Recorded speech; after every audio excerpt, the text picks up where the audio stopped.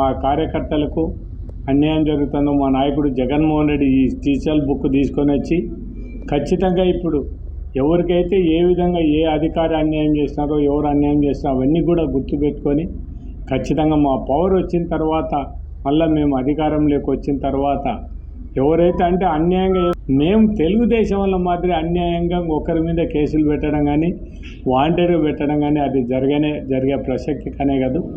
మా వాళ్ళకి ఎవరికి అన్యాయం జరిగిందో ఎవరు మా వాళ్ళ కార్యకర్త అన్యాయం చేసినారో అటువంటి వాళ్ళ మీద ఓరకల్లు మండలం పాలకొల్లు విలేజ్ చూసుకుంటే ఎస్సీ పట్టాడు మా రమేష్ అనే అతని మీద అనవసరంగా కేసులు 4-5 కేసులు పెట్టడం లేదు.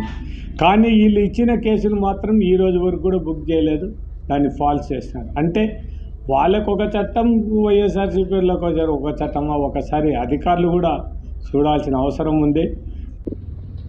శ్రీ కాటసాని రాంభూపాల్ రెడ్డి గారు సీనియర్ ఎమ్మెల్యే మాకు అండగా ఉండడం చాలా ఆనందంగా ఉంది. అదేవిధంగా మాకు ఇలాంటి కేసులు ఇంకా ఎన్నెదురైనా, ఎంత హింసకు గురైనా, ఎంత మానసిక వేదన గురైనా వైసీపీ పార్టీని కానీ కాటసాని రాంభూపాల్ రెడ్డి కానీ జగన్మోహన్ రెడ్డి గారిని వదిలిపెట్టే ప్రసక్తి లేదు. వారు ఎటువంటి చర్యలు మా పైన తీసుకున్నా దేనికైనా కానీ మేము సిద్ధంగా ఉన్నాం.